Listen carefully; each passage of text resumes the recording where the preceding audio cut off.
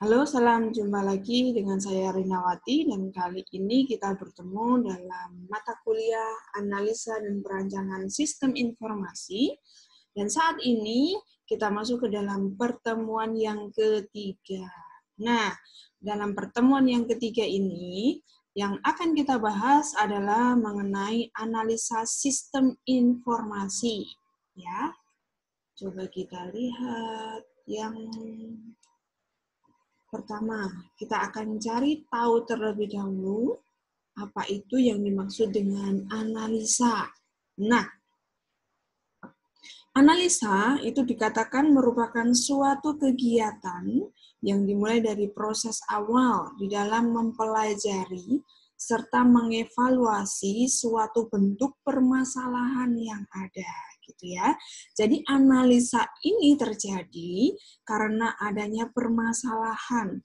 Nah, dari permasalahan tersebut kita akan mengetahui secara detail, kita akan mempelajari dari awal untuk mengetahui permasalahan tersebut dengan pasti. Nah, itulah yang disebut dengan sebuah analisa. Kemudian, apakah yang menjadi tujuan dari analisis sistem informasi? Yaitu adalah yang pertama, untuk menentukan kelemahan apa dari proses-proses bisnis pada sistem yang lama. Untuk apa? Untuk bisa menentukan kebutuhan dari sistem yang baru, gitu ya.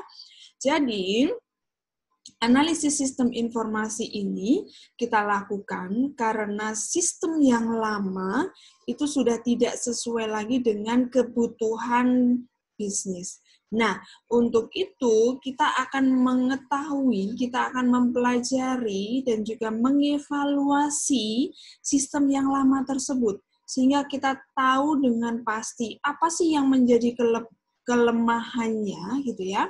Apakah yang menjadi kekurangannya sehingga kita bisa menentukan kebutuhan dari sistem yang baru dengan tepat.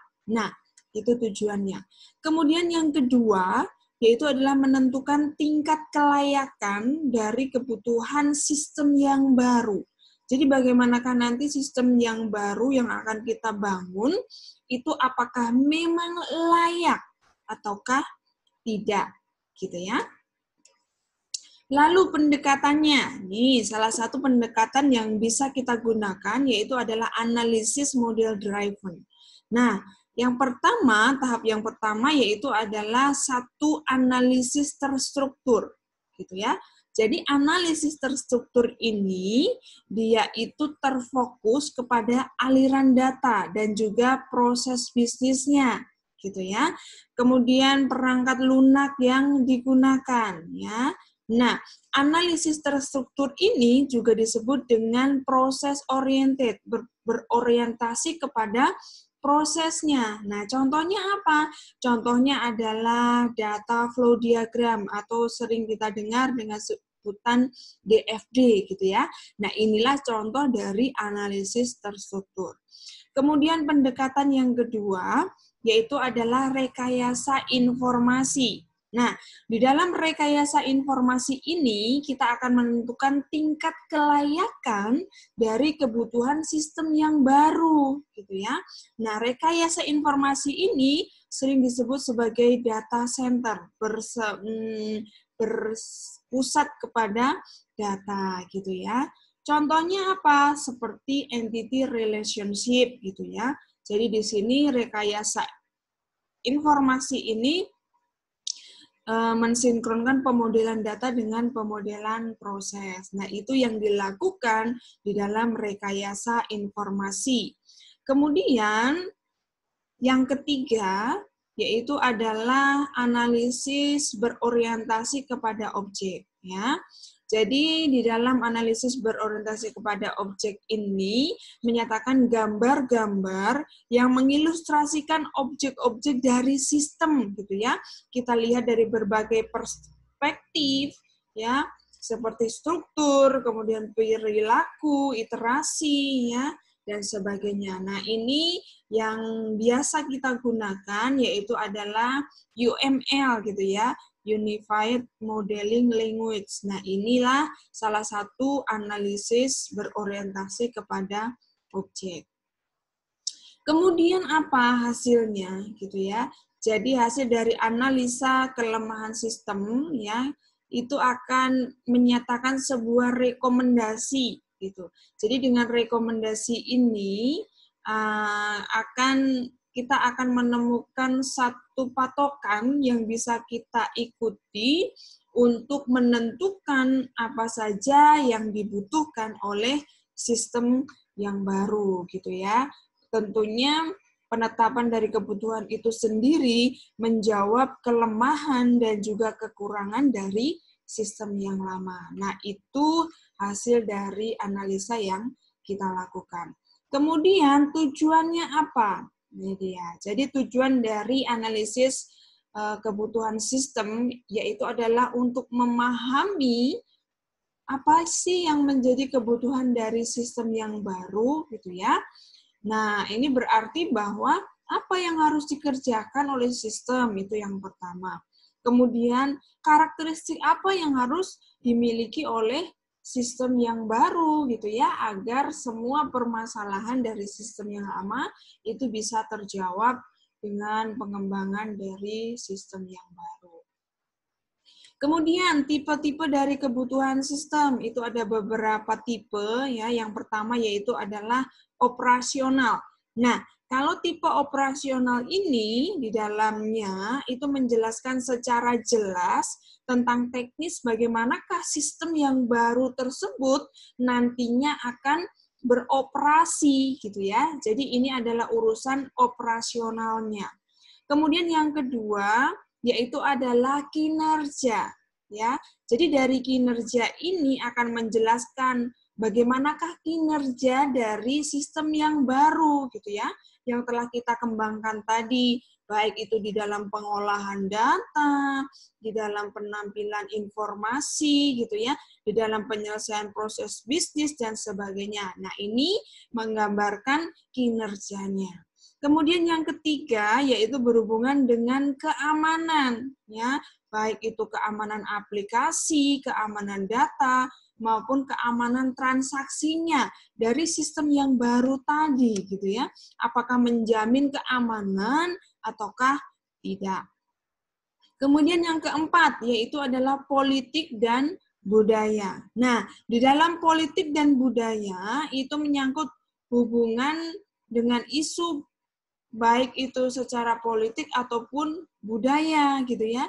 Jadi di sini harus memastikan bahwa sistem yang baru itu tidak bertentangan baik itu dengan politik ataupun dengan budaya ya. Jadi tidak ada persepsi negatifnya. Nah, itu. Lalu metode dari pengumpulan data ya. Jadi metode pengumpulan data ini bisa bersifat pernyataan gitu ya, baik itu tentang sifat, tentang keadaan, tentang kegiatan ya. Nah, pengumpulan ini dilakukan untuk memperoleh informasi yang dibutuhkan. Untuk apa? Untuk mencapai tujuan dari penelitian ya. Jadi hasil itu akan berdasarkan dari data yang ada. Nah, untuk menjamin bahwa data yang kita butuhkan itu harus lengkap, maka yang harus kita lakukan adalah melakukan pengumpulan terhadap data itu sendiri. Kemudian proses pengumpulan data itu kita lakukan di dalam pembahasan dari sistem berjalan ya, di dalam tahap analisa lebih tepatnya ya. Jadi di dalam tahap analisa ini adalah merupakan proses yang paling awal yang kita lakukan. Untuk apa? Yaitu adalah untuk menjamin bahwa kita memperoleh data yang mencukupi, data yang lengkap. Bahkan harus kita jamin data tersebut adalah sebuah data yang akurat. Karena apa? Karena ya dari data tersebut yang nantinya akan kita proses untuk menghasilkan informasi.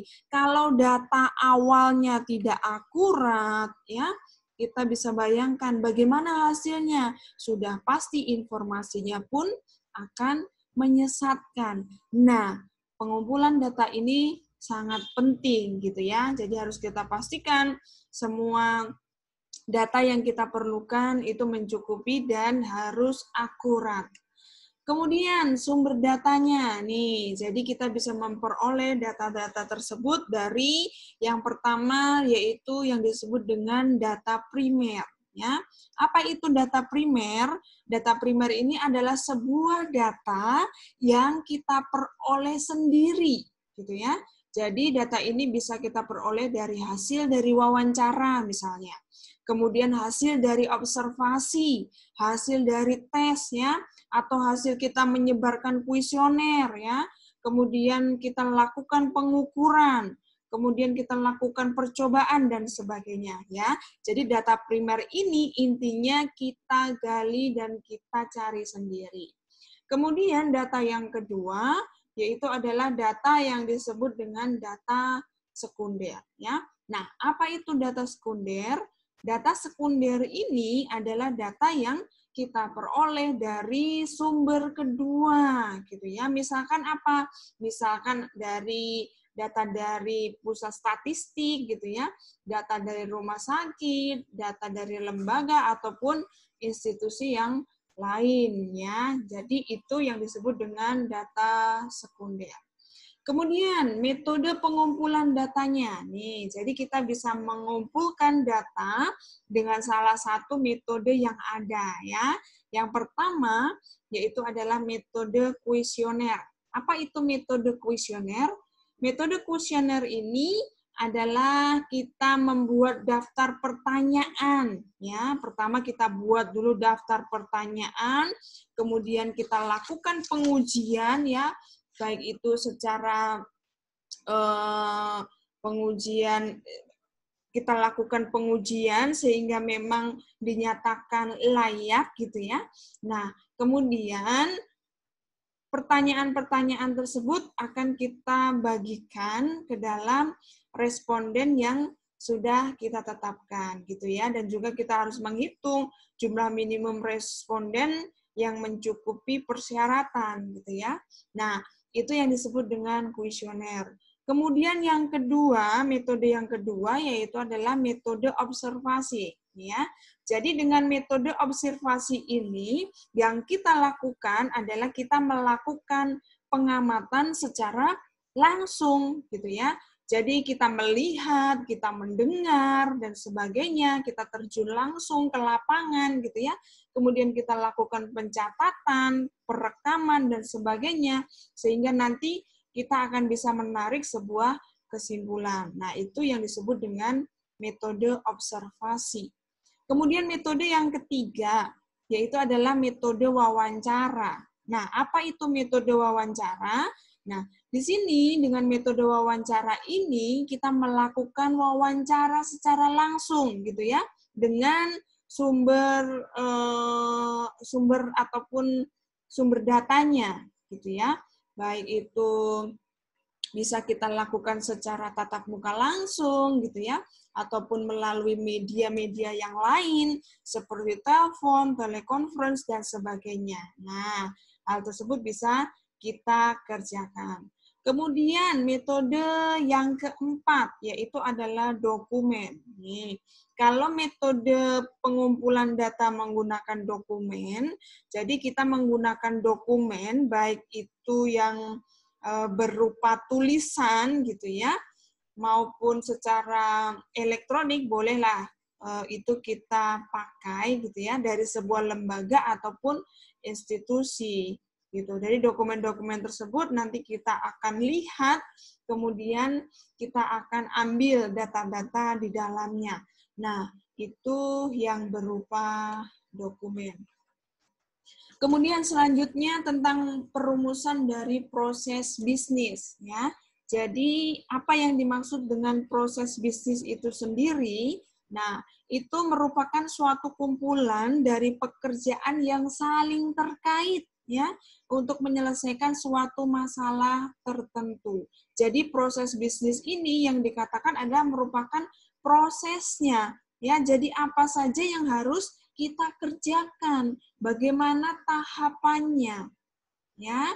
Tahapan-tahapan tersebut nantinya kita bagi, kemudian dari pembagiannya kita lakukan dari awal sampai akhir gitu ya. Kita bagi ke dalam proses-proses yang memang dibutuhkan. Nah, itu yang disebut dengan bisnis proses. Dari situ kita akan membagi ke dalam bagian-bagian kecil sesuai dengan kebutuhannya, gitu ya. Kemudian karakteristik umum yang harus dimiliki oleh suatu proses bisnis itu apa saja? Yang pertama yaitu yang disebut dengan definitif, ya. Jadi definitif ini merupakan satu proses bisnis yang memiliki batasan gitu ya. Jadi harus ada batasan yang jelas, baik itu dari masukannya ya, dari inputnya, dari outputnya dan sebagainya, itu harus jelas. Jadi itu yang disebut dengan sifat yang dinamakan definitif. Kemudian yang kedua yaitu adalah urutan, ya. Jadi urutan ini yang dimaksud adalah bahwa proses bisnis itu harus berurutan dari awal sampai akhir, ya. Baik itu kita lihat dari sisi waktukah, dari sisi ruang lingkupkah, tahapan dan sebagainya. Nah, harus kita urutkan mana proses sebelumnya, mana proses sesudahnya dan sebagainya. Jadi kita harus urutkan dari awal sampai akhir. Itu yang disebut dengan urutan. Kemudian yang ketiga yaitu adalah pelanggan, ya. Jadi pelanggan ini siapa? Pelanggan ini adalah penerima hasil dari proses, gitu ya. Jadi harus ada nih yang disebut dengan penerima. Nah, itulah si pelanggan. Kemudian yang keempat yaitu adalah nilai tambah, ya. Apa itu nilai tambah? Di sini yang dimaksud adalah transformasi yang terjadi di dalam proses itu harus memberikan nilai tambah bagi si penerima. Ya, jadi harus ada nilai plusnya. Kalau tidak ya percuma, gitu kan. Kemudian yang kelima, keterkaitan, yaitu merupakan satu proses yang tidak dapat berdiri sendiri. Jadi intinya satu dengan yang lain itu harus terkait, terhubung di dalam satu struktur organisasi. Jadi ada hubungannya, tidak bisa berdiri sendiri, ya. Kemudian yang keenam yaitu adalah fungsi silang, ya. Jadi di dalam fungsi silang ini suatu proses umumnya walaupun tidak mesti gitu ya, harus mencakup beberapa fungsi yang ada ya. Jadi tidak hanya sekedar satu fungsi, tetapi biasanya itu berkaitan dengan fungsi-fungsi yang lain. Nah, itulah yang dimaksud dengan fungsi silang. Nah, ini yang menjadi contoh dari sebuah proses bisnis gitu ya. Nah, proses bisnis ini yang diambil sebagai contoh yaitu di dalam sebuah perpustakaan. Ya. Jadi di dalam perpustakaan tersebut ada beberapa proses ya yang harus dilalui. Ya. Nah, urutan yang pertama proses bisnisnya yaitu adalah pendaftaran anggota, gitu ya, pendaftaran anggota. Jadi di dalam tahap pendaftaran anggota ini prosesnya, jadi seorang calon anggota itu pertama-tama dia harus mendaftarkan diri, gitu ya. Mendaftarkan diri dengan cara apa? Mengisi sebuah formulir pendaftaran. Setelah formulir tersebut diisi, maka nantinya data calon anggota tersebut akan diinput oleh pustakawan ke dalam sistem, gitu ya. Nah, hasilnya apa? Hasilnya yaitu kartu anggota. Nah, kemudian kartu anggota tersebut akan diserahkan kepada anggota perpustakaan yang baru tadi, gitu ya. Nah, itu adalah proses bisnis dari pendaftaran anggota. Kemudian yang kedua yaitu adalah pengolahan, ya. Jadi pengolahan ini tahapannya di mana seorang pustakawan itu dia akan memasukkan data koleksi bahan pustakaan yang sudah dibeli gitu ya ke dalam sistem. Jadi di sini kemudian akan dilakukan pemrosesan atau pengolahan sehingga akan menghasilkan output berupa label koleksi gitu ya. Jadi dari label koleksi tersebut nantinya akan menandai dari masing-masing koleksi perpustakaan itu gitu ya. Kemudian yang ketiga yaitu adalah peminjaman. Nih, jadi peminjaman ini ya tadi setelah bahan-bahan itu diproses ya oleh pustakawan, maka ini bisa dipinjam oleh anggota. Caranya bagaimana? Kalau ingin meminjam, maka seorang anggota itu harus memasukkan harus menyerahkan gitu ya. Menyerahkan yang tadi yang telah dicetak gitu ya, ini kan. Jadi kartu anggota tadi akan dibawa gitu ya untuk melakukan peminjaman buku di perpustakaan tersebut. Kemudian si pustakawan itu akan memasukkan nomor keanggotaannya gitu ya. Sehingga dari situ kemudian akan diinput apa yang dipinjam dan sebagainya ya. Kapan tanggal dipinjamnya, kemudian kapan harus dikembalikan dan sebagainya ya. Nah, kemudian proses yang selanjutnya yaitu adalah proses pengembalian ya. Jadi setelah selesai meminjam, maka anggota tadi akan mengembalikan apa yang dipinjam gitu ya. Kemudian menyerahkannya kepada pustakawan. Nah, dari buku yang dipinjam tadi, kemudian pustakawan akan mencatat gitu ya. Dengan mencatat ke dalam sistem, mengisi nomornya sebagai primary key gitu ya. Kemudian akan diisi dan dikembalikan kepada form pengembalian gitu ya. Jadi nanti akan di-record ya apakah terjadi keterlambatan pengembalian misalkan ya, sehingga akan menyebabkan denda ya, apakah minta perpanjangan waktu ataukah tidak dan sebagainya. Nah, itu diatur di dalam proses pengembalian. Ya, nah itu contoh dari proses dari perpustakaan. Kemudian untuk penggambarannya ya kita bisa menggunakan yang disebut dengan activity diagram ya. Jadi activity diagram ini menggambarkan proses bisnis beserta dengan urutan aktivitasnya gitu ya.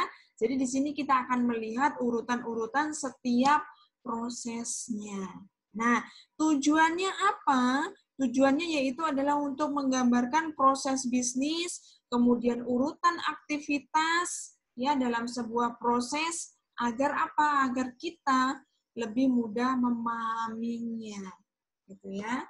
Nah, di sini pun dengan activity diagram ini kita juga akan bisa melihat aliran alur gitu ya dari sebuah aktivitas kepada aktivitas yang lain ya. Nah, tujuannya apa?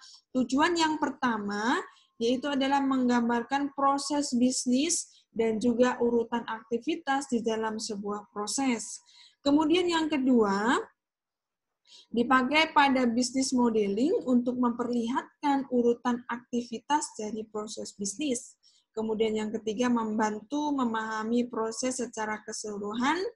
Dan yang keempat, menggambarkan aliran paralel, bercabang, dan bersamaan dari sebuah sistem ya. Nah, ini adalah contoh dari activity diagram. Coba kita lihat di sini.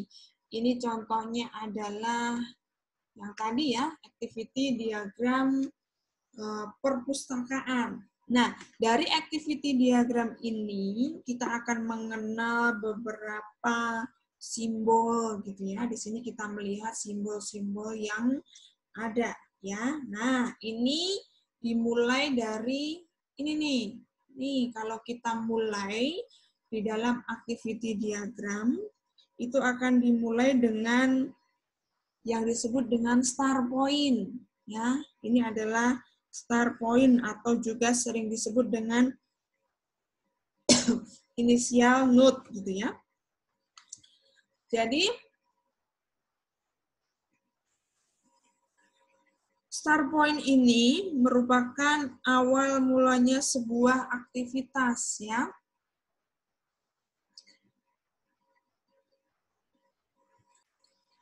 Oke, saya ulangi. Jadi activity diagram ini dimulai dari start point. Ini menandai bahwa sebuah activity diagram itu dimulai gitu ya. Jadi ini adalah awal mula dari sebuah aktivitas atau activity. Nah, inilah yang disebut dengan activity ya. Ini adalah simbol dari activity atau aktivitas ya. Jadi, aktivitas ini merupakan kegiatan gitu ya di dalam activity. Nah, biasanya yang perlu kita ingat yaitu adalah activity ini biasanya berisi kata kerja gitu ya. Mengisi, memeriksa, melengkapi gitu ya. Nah, itu yang perlu kita perhatikan di dalam activity. Kemudian di sini juga ada nih ya dibagi ke dalam kolom-kolom gitu ya. Nah, ini yang disebut dengan swim lane. Ya, di sini ada calon anggota atau anggota pustakawan, aplikasi perpustakaan. Nah, ini merupakan tempat untuk mengelompokkan sebuah aktivitas sistem berdasarkan kategori yang diwakili oleh swim lane tersebut. Gitu ya. Jadi ini aktornya gitu ya. Pembagiannya seperti ini ya. Jadi calon anggota itu aktivitinya apa saja. Pustakawan aktivitinya apa saja. Ini dibagi ke dalam swim lane tersebut. Nah, kemudian ini simbol ini adalah menunjukkan decision ya. Jadi decision ini kita seringkali membutuhkan kita dihadapkan pada satu kondisi yang harus memilih gitu ya. Jadi kondisi ini ada beberapa bagian-bagian yang lain gitu ya. Nah, itu yang disebut dengan decision. Nah, kemudian akhirnya nih ya activity dan akhirnya nih kalau selesai ya berarti kita akan mengakhiri ya activity tersebut. Itulah yang disebut dengan endpoint ya, akhirnya ataupun final note. Jadi sebuah aktivitas di dalam sistem itu kita akan akhiri dengan tanda ataupun simbol ini ya, itu dia. Dan nanti juga kita akan menemukan yang disebut dengan fork yang menyatakan percabangan gitu ya, ataupun join ya yang menyatakan penggabungan dan sebagainya. Nah, ini adalah contoh dari sebuah activity diagram gitu ya. Oke. Itu saja yang ingin saya sampaikan di dalam pertemuan kita yang ketiga.